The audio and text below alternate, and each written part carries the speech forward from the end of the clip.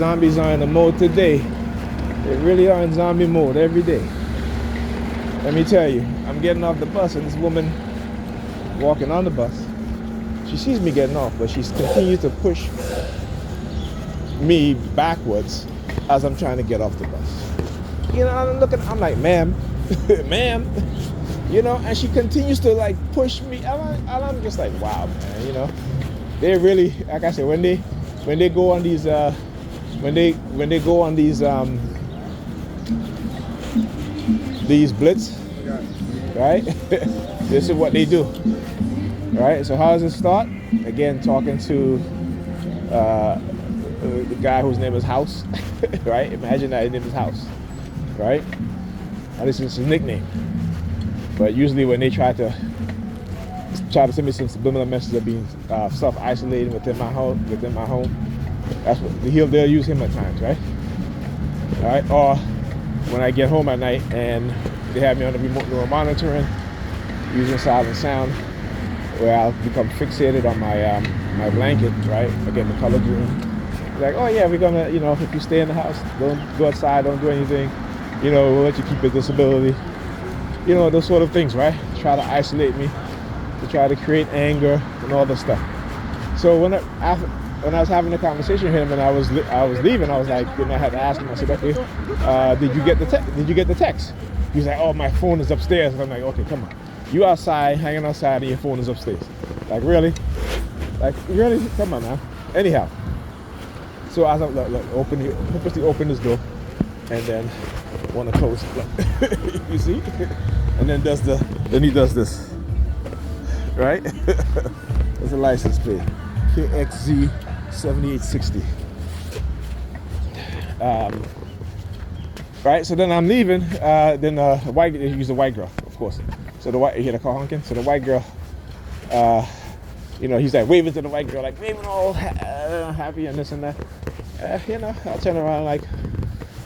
Then as I'm leaving, he goes, "Hey, would you ever work for a white person again?" And I was like, "No, hell friggin' no."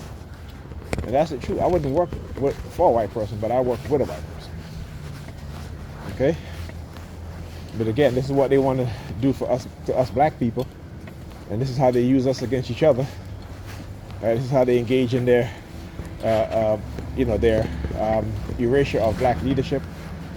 And any black person who they deem as a threat. And they come up with ingenious ways in order to do it. All right? Particularly if you're a microchip, right? And not just as a black person, but as a white person too, or any other Asian person or Hispanic person, Arab person. You know, they know exactly who to target, right? And again, sometimes we're being used as tools to scare the public, right? The villainization of TIs in order to engage, for the white racists to engage in certain things that may deemed,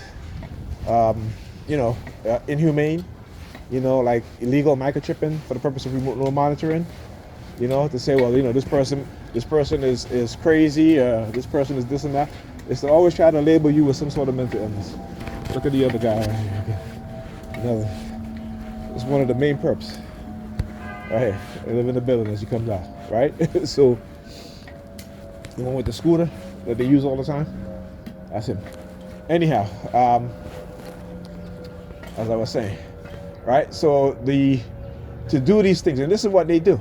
So what they do is that they'll condition people within the society to do certain things. And again, these people are unaware of their psychological condition, of their brainwashing, right? And then try to implement these things. You know, this has always been done by the elites within the society, is to use fear against the public and to manipulate those within the public to create acts of violence or to engage in acts of violence based on exterior manipulation, right? And then come in and say, okay, well, we need to, do this to these people. We need to do that to that people.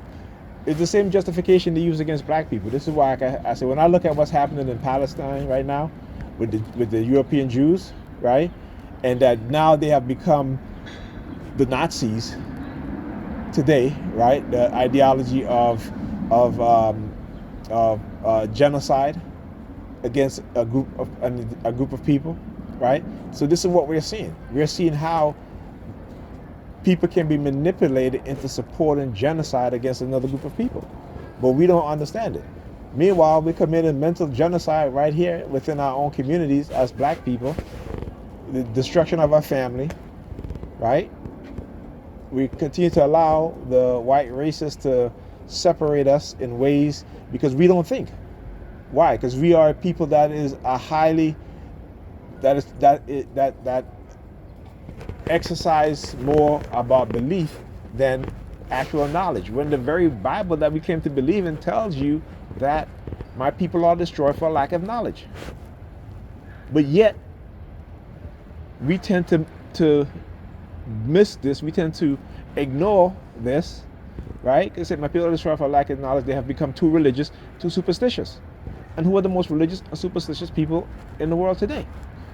Particularly in America. But black people, and particularly black women.